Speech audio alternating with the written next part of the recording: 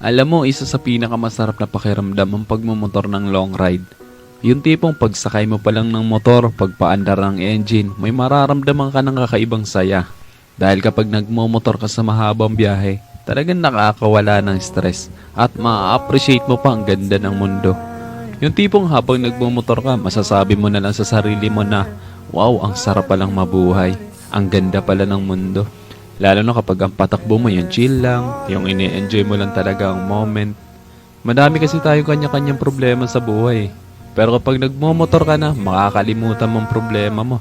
Lalo na kapag maganda ang view, maganda ang kalsada, tapos hindi mo namamalayan, nagkakaroon ka na pala ng positive mindset dahil magaan ang pakiramdam mo eh. Kaya kapag stress ka na, kailangan mo lang din talaga minsan ng mahabang biyahe bilang isang pahinga eh. Ang weird no? Kasi nakakapagod magmotor pero ito yung pahinga ng gustong-gusto ng marami.